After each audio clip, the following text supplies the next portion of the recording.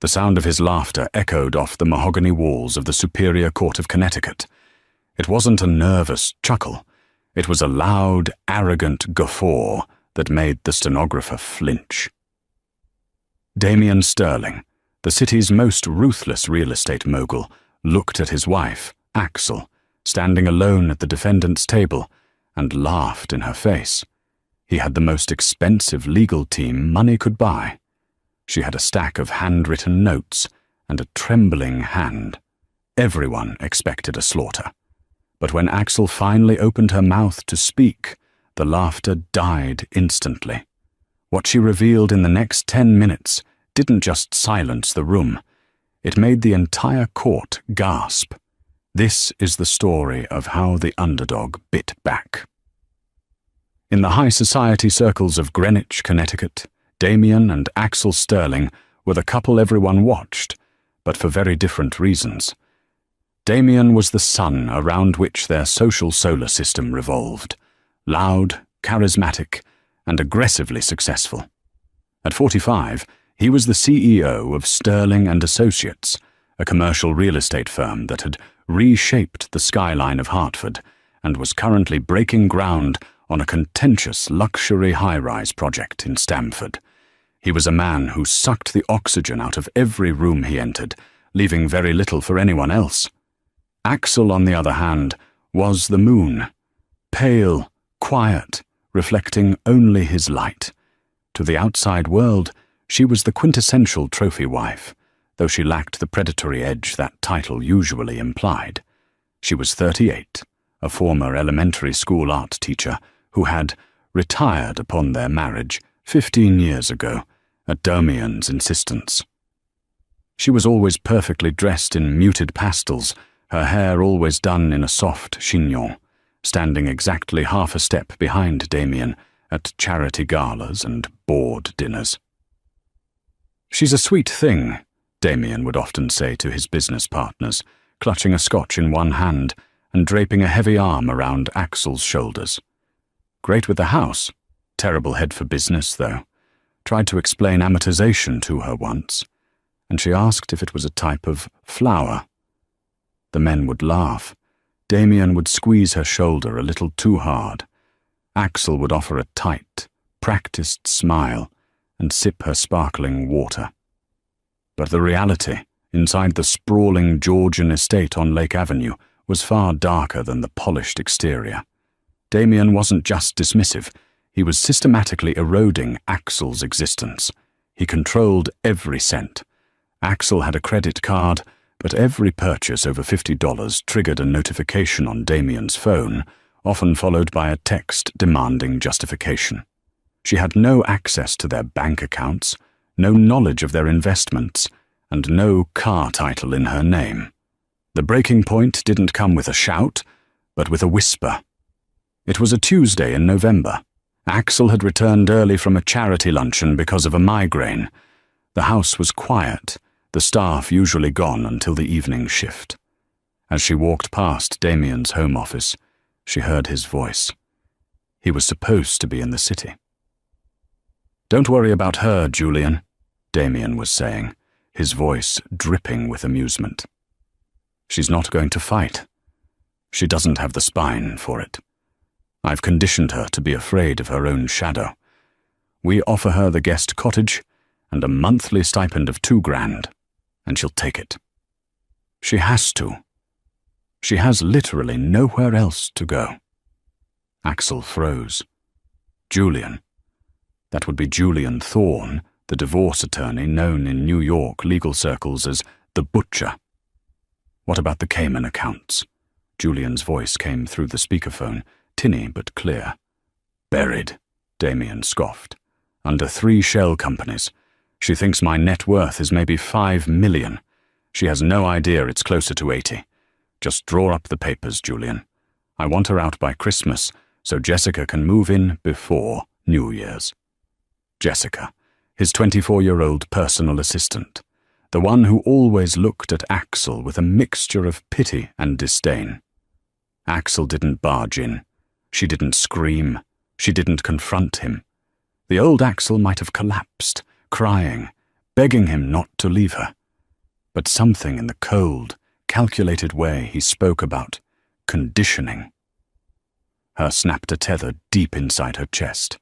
The fear that had ruled her life for 15 years evaporated, replaced by a cold, hard clarity. She retreated silently down the hall, went to the master bedroom, and sat on the edge of the bed. She looked at the family photos on the vanity, images of a smiling, submissive woman she hardly recognized. She thinks my net worth is $5 million. Damien had made one critical error. He assumed that because Axel was quiet, she was blind. He assumed that because she was compliant, she was stupid. He had forgotten that before she was Mrs. Sterling, Axel had been Axel Vance, the daughter of a forensic accountant who had taught her how to read a ledger before she could ride a bike. She hadn't looked at the finances because Damien forbade it, and she had tried to be a good wife. But she had been watching. She had seen the mail he threw away. She had noted the late-night phone calls, and for the last 6 months, ever since she noticed the smell of a perfume that wasn't hers on his jackets, she had been keeping a journal. Axel stood up and walked to the closet. She didn't pack a bag. She reached to the very back of the top shelf, behind a stack of cashmere sweaters, and pulled out a dusty, leather-bound portfolio. It contained her old sketches. Yes, but underneath those was something else. A degree she had never used. A Juris Doctor from Yale Law School. She had passed the bar 15 years ago, 2 weeks before their wedding. Damien had laughed when she got the results. "You won't need that, babe. You're marrying a Sterling. You'll never work a day in your life." She had let her license lapse to inactive status to please him. That afternoon, while Damien was still laughing on the phone with his lawyer, Axel drove to the library. She logged on to the State Bar Association's website. It would take work, and a lot of paperwork, to reactivate her status. But she had time. When Damien served her the divorce papers 3 days later, tossing the manila envelope onto the kitchen island like it was junk mail, Axel didn't cry. She just picked it up. "Read it over," Damien said, not even looking up from his phone. Julian drew it up. "It's generous. Sign it, and we can keep this civil." Axel looked at the document. Irreconcilable differences. A settlement of $2,500 a month for 3 years. No claim to the marital home. No claim to the business assets. "I'll think about it," Axel said softly. Damien smirked. "Don't think too hard, sweetie. You might hurt yourself." The months leading up to the trial were a masterclass in psychological warfare. Damien moved Jessica into a condo downtown, but he made sure Axel knew about it. He cut off her credit cards, leaving her with only the cash she had squirreled away in a coffee tin in the pantry. About $400. He expected her to crumble. He expected her to come crawling to his office, begging for the settlement. When she didn't, he grew annoyed. "She's stalling," Damien complained to Julian Thorne during a lunch at the Capitol Grill. "It's been 3 months. Why hasn't she signed?" Julian Thorne was a man who looked like he had been carved out of granite and dressed in Italian silk. He swirled his wine. "She likely found some strip mall lawyer who's telling her she can get more. Don't worry. We'll bury them in motions until they run out of money." "Who is representing her?" "I don't know," Damien admitted. "I haven't received any notice of representation." "Odd," Thorne mused. "Maybe she's just in denial. We'll force a court date. That will wake her up." The court date was set for early April at the Stamford Superior Court. Judge Arthur Pendleton was presiding. This was bad news for any underdog. Judge Pendleton was known as Artie the Axe. He was an old-school conservative who valued efficiency over emotion and had a well-known bias toward the primary earner in divorce cases. He and Damien belonged to the same golf club. On the morning of the hearing, the courtroom was packed, Damien Sterling's divorce was high-profile gossip. Reporters from the Stamford Advocate and a few freelancers for the New York Post were in the back row. Damien arrived with an entourage. Julian Thorne walked beside him, flanked by 3 junior associates carrying boxes of files. They looked like a battalion marching to war. Damien wore a bespoke navy suit, a Rolex that cost more than most cars, and an expression of bored confidence. They took their seats at the plaintiff's table, spreading out their documents, laptops, and legal pads. They dominated the room.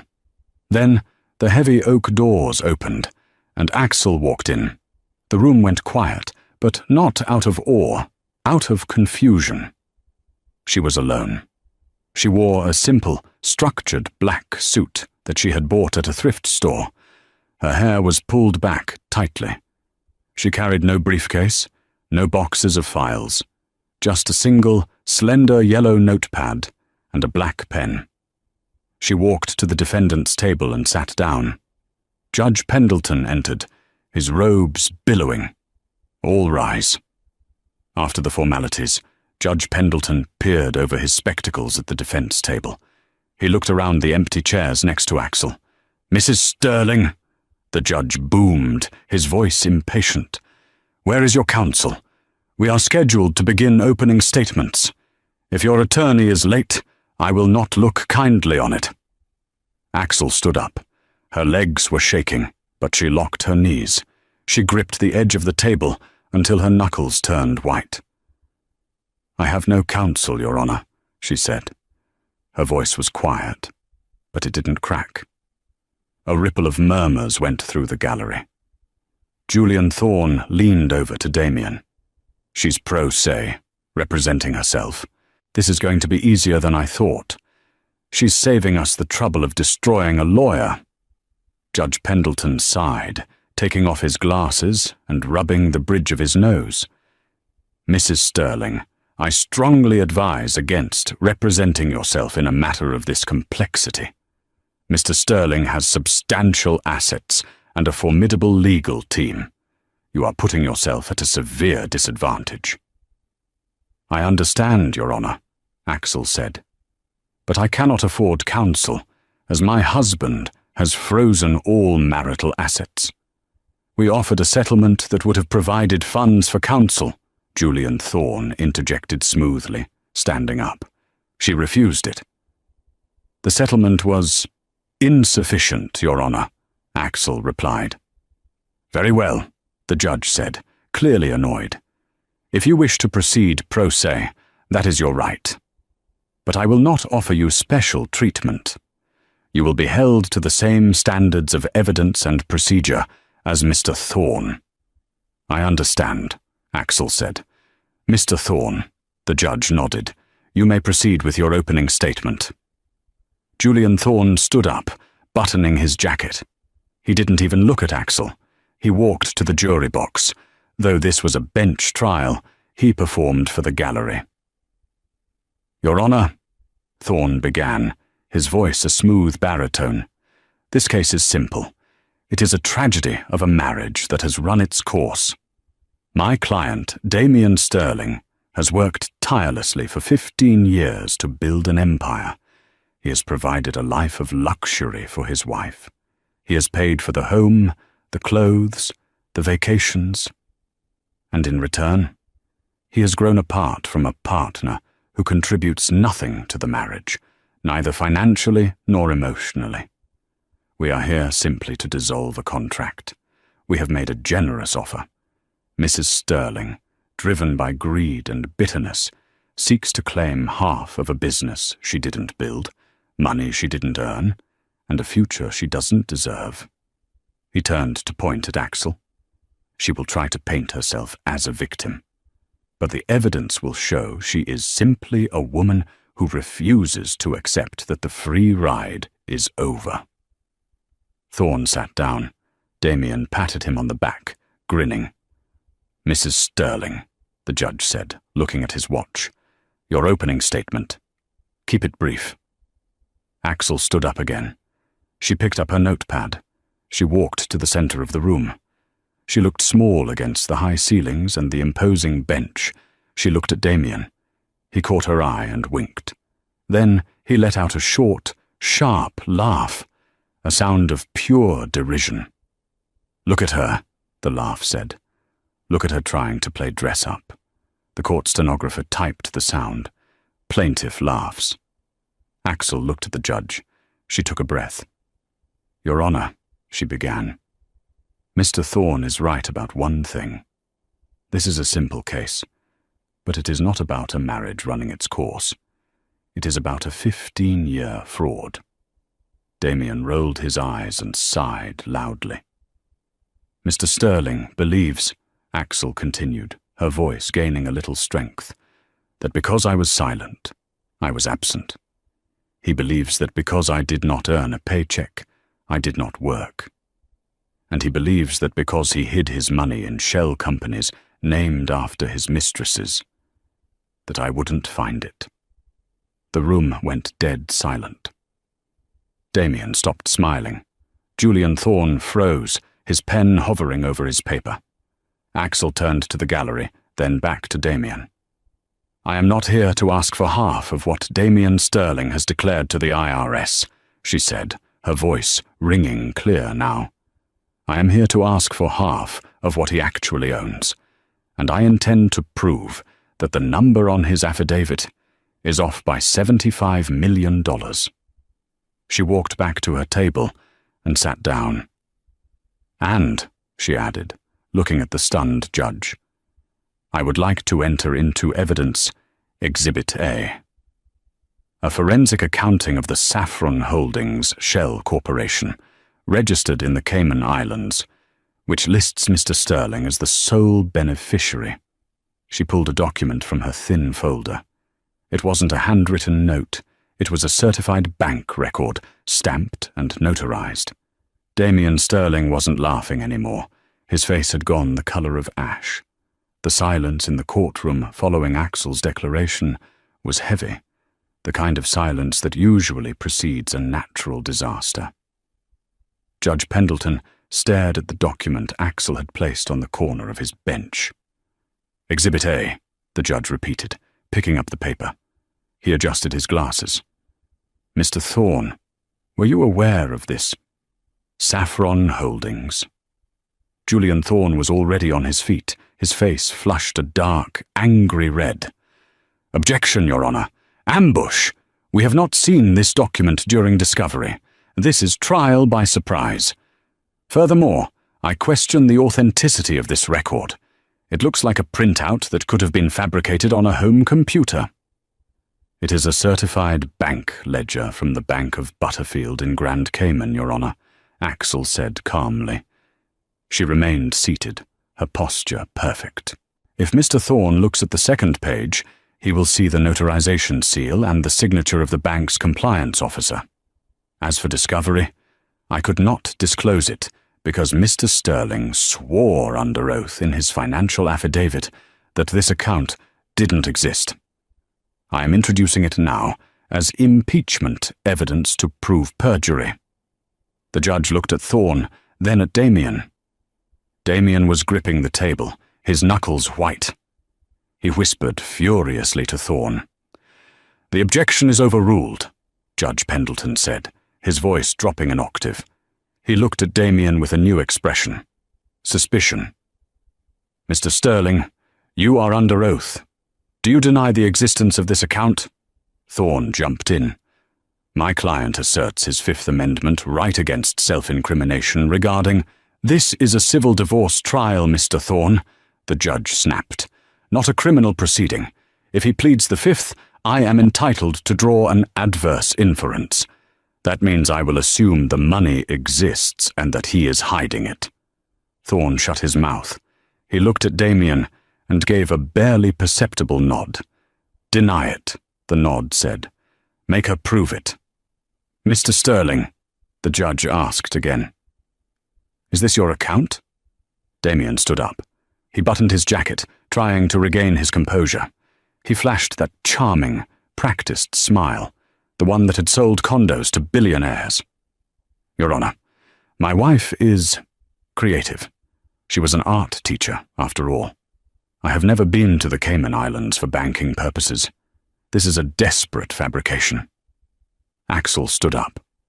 I called the plaintiff, Damien Sterling, to the stand. Thorne looked ready to object again, but he had no grounds. Damien walked to the witness box, exuding arrogance. He sat down, crossed his legs, and looked at Axel with a look of pitying amusement. "Go ahead," his eyes said. "Try to catch me." Axel walked to the podium. She didn't look at her notes. "Mr. Sterling," she began, "you stated you have never been to the Cayman Islands for banking. Have you been there for leisure?" I might have stopped there on a cruise years ago," Damien said vaguely. "Is that so?" Axel turned to the defense table and picked up a piece of paper. "Exhibit B, flight logs from your private jet, tail number N4-MS, dated November 14th last year. A flight from Teterboro to Owen Roberts International Airport, Grand Cayman. You were on the ground for exactly 4 hours before returning. That is a very short cruise, Damien." Damien shifted in his seat. I recall now. It was a fuel stop. We were heading to Brazil." "A fuel stop," Axel repeated. "Exhibit C." She held up a photograph. It was grainy, clearly taken with a telephoto lens, but the subjects were unmistakable. It showed Damien Sterling shaking hands with a man in a linen suit outside a building with a plaque that read, "Offshore Fiduciary Services." "Did you get fuel at the bank, Damien?" Axel asked. The courtroom erupted in low murmurs. Judge Pendleton banged his gavel. "Order!" Damien's face twisted. "Where did you get that?" he hissed. "That's not an answer to the question," Axel said. "But since you're curious, you hired a private investigator 3 years ago to follow a competitor, didn't you? Mr. Silas Vance?" Yes. I use Vance security sometimes." "Silas Vance is my cousin," Axel said softly. "You didn't know that, did you? You never asked about my family. You thought my maiden name, Vance, was just a coincidence. When you fired him without pay last year, he was very happy to send me his archives." Damien looked like he had been punched in the gut. "Let's talk about Saffron Holdings," Axel continued, pressing her advantage. "Why saffron, Damien? It's a spice. You hate cooking. You can't even boil water." "It was just a name," Damien muttered. "Is it?" Axel walked closer to the witness stand. "Or is it because Saffron was the name of the golden retriever we had when we first got married? The one you kicked when you thought I wasn't looking? The one that ran away the next day?" The air in the room grew frigid. This wasn't just about money anymore. This was a character assassination, and Axel was holding the knife. "Objection!" Thorne screamed. "Relevance! Prejudice!" "It goes to character, Your Honor," Axel argued calmly. "And it goes to the password for the account. I posit that the password is Saffron 2010. Would you like me to log in right now, on the court projector?" Damien slammed his hand on the witness rail. "You hacked my computer." "So the account is yours?" Axel asked sweetly. Damien froze. He had walked right into it. "No further questions for this witness," Axel said, turning her back on him. As Damien walked back to his table, he didn't look at the judge. He looked at Axel. The laughter was gone. In its place was a look of pure, unadulterated hatred. He leaned over to Julian Thorne and whispered, "Destroy her. I don't care what it costs. Burn her to the ground." Julian Thorne nodded. He pulled a file from his briefcase. It was thick, black, and marked Medical History. The lunch recess was a tense affair. Axel sat alone in the court cafeteria, eating a sandwich she had packed. She knew the victory with the bank account was significant, but she also knew Damien. He wouldn't just defend himself, he would counterattack, and when Damien attacked, he went for the throat. When court reconvened, Julian Thorne looked refreshed. He stood up with a smirk that made Axel's stomach turn. "Your Honor," Thorne said, "the defense has made quite a show of sudden financial expertise. But we must address the elephant in the room. The reason Mrs. Sterling has been excluded from financial decisions, the reason she was conditioned, as she claims, is not malice, it is necessity." Thorne turned to the gallery. "We call Dr. Aris Thorne to the stand." Axel frowned. No relation to the lawyer, but a familiar name. A psychiatrist, a tall, severe-looking man, walked in. Axel recognized him immediately. He was the therapist Damien had sent her to see 5 years ago, after she had suffered a miscarriage. She had seen him for 3 months. She had poured her heart out to him about her grief, her loneliness, her feeling that Damien was distant. "Dr. Thorne," Julian began, "you treated Axel Sterling 5 years ago." "I did," the doctor said. He refused to look at Axel. "And what was your diagnosis?" "Mrs. Sterling suffers from borderline personality disorder with paranoid delusions," the doctor stated flatly. "She exhibits a detachment from reality. She often invents scenarios where she is the victim to garner sympathy. She expressed deep paranoia that her husband was plotting against her."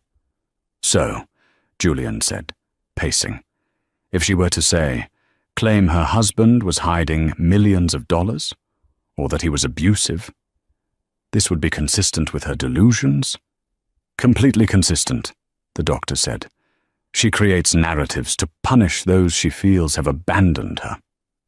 Julian turned to the judge. "Your Honor, we submit that the evidence presented by Mrs. Sterling is the fruit of a paranoid obsession. We question her competency to stand trial, let alone represent herself. We move for a psychological evaluation and an immediate stay of these proceedings." The gallery murmured. This was the gaslight strategy. If they could paint her as insane, the evidence didn't matter. It was all fruit of the poisonous tree or the ramblings of a madwoman. Axel felt the blood drain from her face. She remembered those sessions. She remembered crying. She remembered trusting this man. "Your witness," Julian sneered at Axel. Axel stood up. Her hands were shaking again. She looked at the doctor. He looked smug.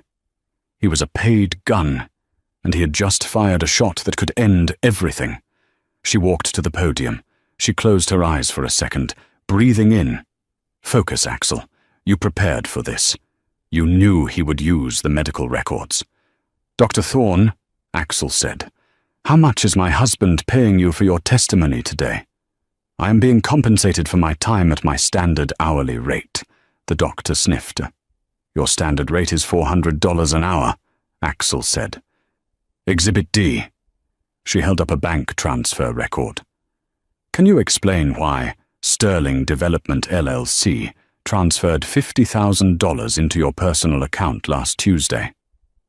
The doctor blinked. That is a retainer for future consultation." $50,000 for consultation? Axel raised an eyebrow. "That's a lot of hours, doctor. But let's talk about your diagnosis. You said I have borderline personality disorder." "Yes." "Did you prescribe medication?" I recommended therapy." "Did you prescribe medication?" she pressed. "No." "Isn't it standard practice to prescribe mood stabilizers for severe BPD?" "Every case is different." Axel picked up a blue folder. "Dr. Thorne, are you aware that recording a patient session without their consent is illegal in Connecticut?" The doctor stiffened. "I never recorded our sessions." "No," Axel said. "But I did." A collective gasp went through the room. Even the judge sat up straighter. "I recorded every session on my phone," Axel said, holding up an old iPhone. "Because I felt confused. I wanted to listen back, to understand what was wrong with me. And do you know what I found on those recordings, Doctor? She didn't wait for an answer. She turned to the judge. Your Honor, I would like to play a 30-second clip from our final session. Exhibit E. She pressed play and held the phone up to the microphone. The audio was clear. Axel's voice, sobbing. I just feel like he hates me, like I'm a burden. Dr. Thorne's voice. Axel, listen to me. Damien is a powerful man. He has needs you aren't meeting. You are depressed, yes, but you aren't crazy. You're just inconvenient. If you want my advice, stop asking questions. Take the pills I give you to sleep and let him be. It's not a disorder, Axel. It's your situation. You're married to a narcissist, but if I write that down, he'll stop paying the bill. The recording ended. The silence in the courtroom was absolute. It was the silence of a grave. Dr. Thorne looked like he was about to vomit. Julian Thorne had his head in his hands. You knew I wasn't sick, Axel whispered into the microphone. You knew I was being abused, and you took his money to tell me it was all in my head. You gaslit me for a paycheck. Your Honor, Julian Thorne shouted, jumping up. This is— Sit down, Mr. Thorne, Judge Pendleton roared. His face was purple with rage. He turned to the witness. Dr. Thorne, you will step down immediately, and you will not leave this building. I am having the bailiff escort you to a holding room until the district attorney can get here. Perjury and medical malpractice are things I take very seriously. As the bailiffs dragged the sputtering doctor away, Axel looked at Damien. He wasn't angry anymore. For the first time in 15 years, Damien Sterling looked terrified. But Axel wasn't done. She turned to the judge. Your Honor, that concludes my cross-examination. However, the plaintiff's attempt to use my mental health against me opens the door for me to call a character witness of my own. Someone who knows the intimate details of Mr. Sterling's life. Someone Mr. Thorne mentioned in his opening statement. She turned to the back of the courtroom. The heavy doors opened. I called Jessica Miller to the stand. Damien's head whipped around. Jessica, his mistress, the woman he was planning to move into the house next week. She walked down the aisle, but she wasn't wearing the designer clothes Damien bought her. She was wearing jeans and a sweater. She looked tired, she looked angry, and she was holding a thick stack of papers. Damien stood up. Jessica, what are you doing? She didn't look at him. She walked past him, the scent of her perfume trailing behind her, the same perfume Axel had smelled on Damien's jacket. She took the stand.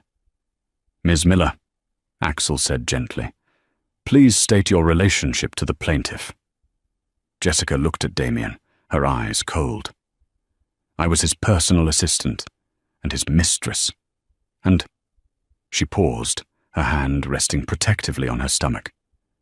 And I am the mother of his unborn child. The courtroom gasped again, but the real twist was yet to come. And why are you testifying for me today, Jessica? Axel asked. Jessica pulled a piece of paper from her pocket. Because yesterday, while Damien was at pre-trial with his lawyers, I found an email on his iPad. He left it open on the kitchen counter. She handed the paper to the bailiff, who handed it to the judge. Read it, please, Axel said. Jessica's voice trembled. It's an email to Julian Thorne. It says, once the divorce is final and I get the house, we need to deal with Jessica. She's getting clingy. Set up the cleaner account. We'll dump the toxic assets from the Stamford project into her name, frame her for the embezzlement, and let the feds take her. I can't have a kid dragging me down right now. I need a clean slate. Damien Sterling collapsed into his chair. It wasn't just a loss. It was a massacre. He was going to send me to prison, Jessica sobbed. He was going to frame me and leave his own baby to be born in jail. Axel looked at Damien, the man who had laughed at her, the man who had silenced her. No further questions, Axel said. The email Jessica Miller had read aloud hung in the air like toxic smoke. Frame her for the embezzlement. I can't have a kid dragging me down. Damien Sterling sat slumped in his chair, staring at the mahogany table as if trying to will himself into another dimension. His lawyer, Julian Thorne, was furiously typing on his BlackBerry, sweat beading on his forehead. The shark had become the bait. Mr. Thorne, Judge Pendleton's voice was dangerously low. I suggest you put your phone away, unless you are calling a criminal defense attorney for yourself, in which case I will allow it. Thorne stood up, his usual smoothness replaced by a frantic, jerky energy. Your Honor, I move to withdraw as counsel immediately. I was not aware of my client's intentions to obstruct justice or frame a third party. I cannot ethically represent him. Sit down, Mr. Thorne, the judge barked. You are the captain of this ship, and you are not getting in a lifeboat while it's hitting the iceberg.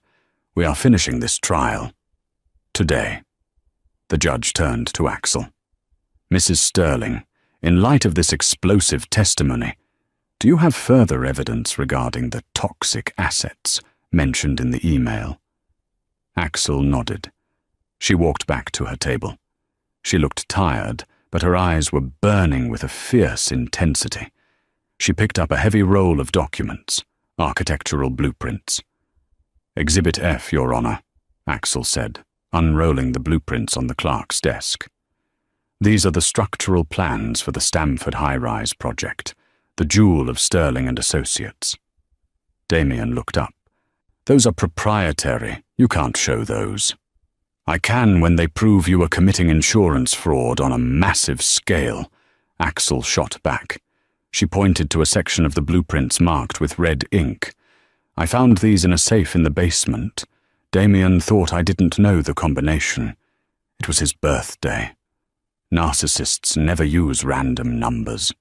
She turned to the gallery, making sure the reporters in the back could hear. These plans show that the foundation of the high-rise is being built on a Class C wetland. The geological survey, which I have here, marked Exhibit G, explicitly states that the ground is unstable and cannot support a structure of 40 stories. It requires reinforced steel pilings that cost $10 million. She held up a financial ledger. But looking at the construction budget, there is no line item for steel pilings. Instead, there is a $10 million payment to a consulting firm called Apex Solutions. Axel looked at Julian Thorne. Mr. Thorne, isn't Apex Solutions the name of the LLC that owns your vacation home in the Hamptons? Thorne went pale. He opened his mouth, but no sound came out. He bribed the safety inspector, Axel said, her voice trembling with rage. He paid off the inspector through his lawyer to ignore the geological report. They are building a 40-story death trap. If that building goes up and people move in, it will collapse within 5 years. The courtroom was in an uproar. This wasn't just divorce drama anymore. This was a potential mass casualty event in the making. Damien stood up, his face red and veins bulging in his neck. You shut up! You don't know what you're talking about. It's business. It's how the world works. You're just a stupid art teacher. I am a mother, Axel shouted back, her voice cracking like a whip. And you were going to frame the mother of your unborn child for this? You were going to put Jessica in prison for embezzlement so that when the building collapsed, the investigation would point to her looting the safety budget. Damien lunged toward her. Bailiffs! Judge Pendleton screamed. 2 officers tackled Damien before he got within 5 feet of Axel, slamming him back into his chair. One more move, Mr. Sterling, the judge said, his voice shaking with anger. "And I will have you shackled to that table." Axel took a deep breath and smoothed her skirt. She looked at Jessica, who was weeping silently in the witness box. "I have one last piece of evidence regarding this fraud," Axel said quietly. "And this is the one that breaks my heart." She held up a single sheet of paper. It was a permit application for the Stamford project. "At the bottom of this fraudulent application," Axel said, "is a signature. It authorizes the use of substandard concrete." She held it up. The signature reads, "Axel Sterling." The room went quiet. "He forged my signature," Axel whispered. "He made me the fall guy. If I hadn't found these papers, if I hadn't fought back, I would be the one going to prison when that building fell." Damien was panting, his tie askew. "You can't prove I signed it. It's your name. It's your signature."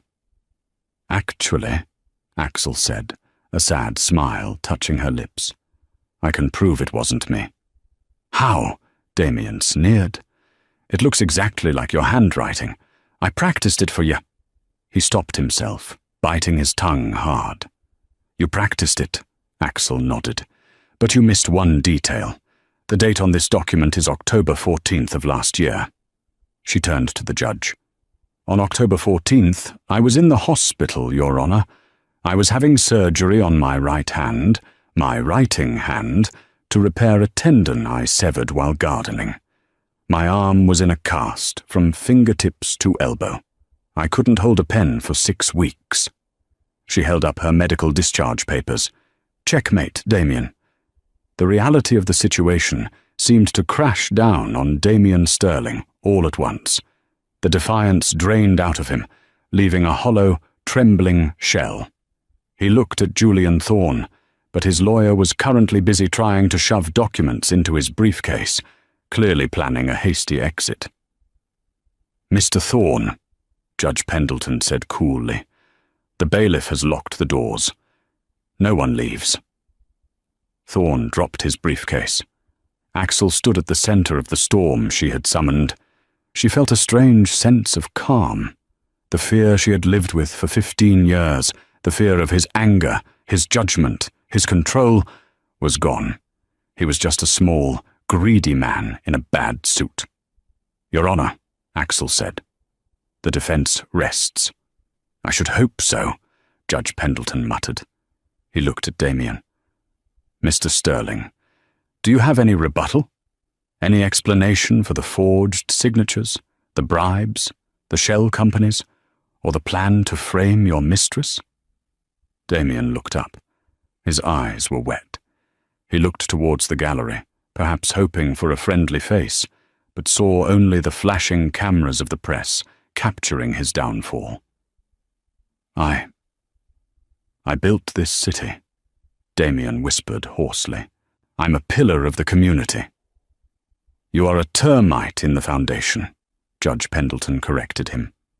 Before the judge could render his verdict on the divorce settlement, the heavy oak doors at the back of the courtroom, which the bailiff had just unlocked, swung open with a forceful bang. 6 men and women in windbreakers walked in. The bold yellow letters on their backs left no room for interpretation. FBI. Leading them was a woman with steely grey hair and a face that looked like it had seen everything. She walked straight to the prosecutor's table, ignoring the stunned silence of the gallery. "Agent Diana Rossi, FBI White Collar Crimes Division," she announced, flashing her badge to the judge. "We apologize for the interruption, Your Honor. We have been monitoring Mr. Sterling for 6 months regarding a wire fraud investigation. However, the testimony given in this court today regarding the structural integrity of the Stamford project and the conspiracy to frame Ms. Miller has accelerated our timeline." She turned to Damien. "Damien Sterling, you are under arrest." She turned to Julian Thorne. "And you, Julian Thorne. Conspiracy to commit fraud, bribery of a public official, and racketeering." Julian Thorne let out a high-pitched whimper as an agent handcuffed him. Damien didn't struggle this time. He stood up slowly, as the agent clicked the cuffs onto his wrists, cold, heavy steel. He looked at Axel. "You ruined everything," he hissed. "You ungrateful bitch. You'll get nothing. The government will seize it all. We'll both be destitute." Axel walked up to him. She was close enough to smell the fear sweat on him. "You're wrong, Damien," she said softly. She turned to Agent Rossi. "Agent Rossi, before you take him, as part of my divorce settlement, which I am requesting the judge to finalize immediately, I have a specific request regarding the asset division." "Go ahead," the agent said, intrigued. Axel turned to the judge. "Your Honor, I am fully aware that the Sterling and Associates assets, the Stamford project, and the Cayman accounts are now proceeds of crime and will be seized by the federal government." "That is correct," the judge said. "There is likely nothing left to divide." "Not everything," Axel said. "There is one asset Damien never touched, one asset he mocked, one asset he kept entirely in my name because he thought it was worthless." She pulled a deed from her folder. "The plot of land on the north side of town, the old mill property. Damien bought it 10 years ago to dump construction waste, then transferred the deed to me as a birthday present, so the liability for the cleanup would be in my name. He valued it at $0. Damien's eyes widened. "That dump? Take it. It's full of asbestos." "It was," Axel said. "But I used my allowance to pay for a cleanup crew 3 years ago. Slowly, quietly. And last month, the city council rezoned that area." She smiled. "It's no longer industrial waste, Damien. It's the designated site for the new tech corridor. That dump is now worth $12 million. And because you put it solely in my name to avoid liability, and because it has no connection to your fraud, the feds can't touch it." Damien's jaw dropped. The color drained from his face completely. He realized the magnitude of his mistake. In his arrogance to burden her with trash, he had gifted her a gold mine. "And," Axel added, "I am also requesting full legal custody of the dog, the one you said ran away.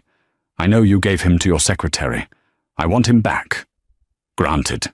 Judge Pendleton slammed his gavel. "Marriage dissolved. The plaintiff is awarded the old mill property and all assets solely in her name. The defendant is remanded to the custody of the FBI." 2 agents grabbed Damien by the arms. As they dragged him out, he wasn't laughing. He wasn't shouting.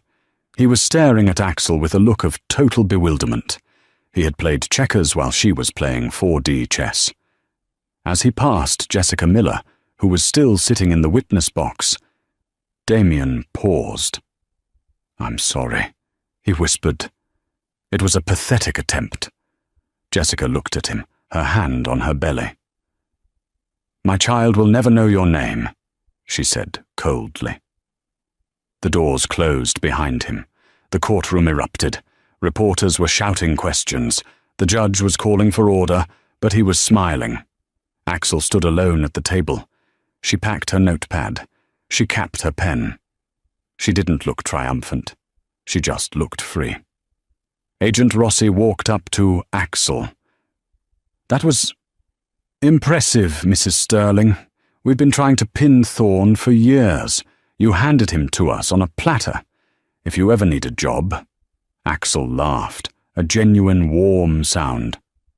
"I think I might reopen my law practice, Agent. I have a feeling there are a lot of women like me who need a voice." "I think you're right," Rossi said. "Good luck." Axel turned to leave, but there was one loose end. Jessica. The young woman was sitting on a bench near the exit, looking terrified and lost. She had no money, a baby on the way, and she had just helped send the father to prison. Axel walked over to her, the mistress and the wife. Jessica looked up, shrinking back. "I'm so sorry, Axel. I didn't know he was stealing from you. I didn't know about the framing until yesterday." Axel looked at the young woman. She saw the fear she used to feel. She saw the vulnerability. "He used us both, Jessica," Axel said. "He pitted us against each other so we wouldn't look at him." Axel reached into her bag and pulled out a business card, her own, freshly printed that morning at Kinko's. Axel Sterling, attorney at law. "You're going to need a lawyer," Axel said. "The feds will want to question you. You're going to need help with the baby, and you're going to need a place to stay." Jessica took the card, her hands shaking. I can't afford a lawyer." "Pro bono," Axel said. "On the house." "Why?" Jessica asked, tears spilling over. "Why would you help me?" Axel looked back at the empty seat where Damien used to sit. "Because the best revenge," Axel said, "is proving him wrong about everything. He said we were weak. He said we were enemies. We're going to show him we're strong. Together." Axel offered her hand. Jessica took it. Together, they walked out of the courtroom and into the bright, blinding sunlight of the afternoon. 1 year later, the morning sun hit the glass facade of the newly constructed Vance Legal Center in North Stamford. It was a sleek, modern building, sitting right in the heart of what was now called the Innovation District, formerly the old mill dump site. Axel sat in her corner office, but she wasn't hiding behind the desk. She was sitting on the floor, reviewing a case file, while a 10-month-old baby boy crawled over her legs, drooling onto a briefing regarding a class-action lawsuit against a corrupt pharmaceutical company. "I think Leo agrees with the motion to dismiss," Axel laughed, picking up the baby. Jessica Miller walked in, carrying 2 lattes. She looked different. The heavy makeup and nervous energy were gone. She wore a smart blazer and glasses, looking every bit the paralegal she had become. She was studying for her LSATs at night. "The meeting with the city council is in 10 minutes, Jessica said, taking her son, Leo, from Axel. "They want to give you a key to the city for the pro bono work we did for the tenants of the collapsed slumlord building." "Tell them I'll be there," Axel said, standing up and brushing dog hair off her skirt. Her golden retriever, Barnaby, formerly lost, now very much found, was sleeping under her desk. "Oh," Jessica added, her face darkening slightly. "There's mail." She placed a plain white envelope on the desk. It had a stamp from FCI Danbury, a low-security federal correctional institution. Axel looked at the envelope. It was from inmate 784400054. Damien. For a moment, the old anxiety tried to flare up. But it was weak, a ghost of a feeling that no longer had power. She picked up the letter opener, a silver one she had bought with her own money, and slit the envelope. Inside was a single sheet of lined paper, written in frantic, scrawled handwriting. "Axel, I know you're angry, but you have to help me." Thorne turned on me. He gave them everything to cut a deal. They're adding 15 years to my sentence for the racketeering charges. I'm in here with animals, Axel. The food is inedible. The bed is a slab. I heard about the old mill sale. 12 million? You owe me half of that. I bought that land. I gave it to you. Technically, it was a marital asset. If you don't send me money for an appeal, I will sue you from in here. I still have connections. Don't think you've won. Be a good girl. Help me. And tell Jessica I want to see my son. Damien Axel read it twice. Then she started to laugh. It wasn't a bitter laugh. It wasn't a cruel laugh. It was a laugh of pure, unburdened freedom. It was the laugh of a woman who realized that the monster under her bed was just a pile of dirty laundry. "What does he say?" Jessica asked, bouncing Leo on her hip. "He says he wants money," Axel said, wiping a tear of mirth from her eye. and he thinks he still has connections. Axel walked over to the large flat-screen TV on the wall and turned on the local news. "Breaking news," the anchor announced. "The demolition of the unfinished Sterling high-rise began today. The structure, deemed unsafe due to foundation fraud, is being razed to make way for a public park. The park will be named the Miller Vance Community Garden in honor of the whistleblowers who saved the city from a potential tragedy." On the screen, a massive wrecking ball smashed into the concrete of Damien's legacy. It crumbled into dust. Axel picked up her phone. She didn't write a letter back. She simply took a photo of the TV screen, showing his empire falling. Then she took a selfie of her and Jessica, smiling, with baby Leo between them and the golden retriever in the background. She printed the photo. She took a red marker and wrote one sentence on the back. "He has your eyes, but my last name." She put the photo in an envelope and sealed it. "Send this," Axel said to Jessica, "and then block the number of the prison. We have work to do." Jessica smiled, a genuine, bright smile. "Consider it done, boss." Axel walked to the window and looked out at the city. She wasn't Mrs. Sterling anymore. She wasn't the invisible wife. She was Axel Vance. And for the first time in her life, she wasn't just watching the world go by. She was building it.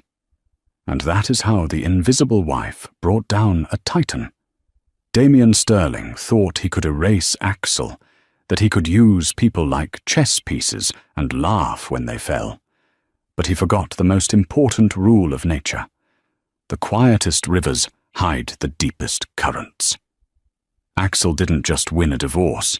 She reclaimed her voice, saved a young mother, and prevented a catastrophe, proving that true power isn't about how loud you shout, but how hard you fight when your back is against the wall.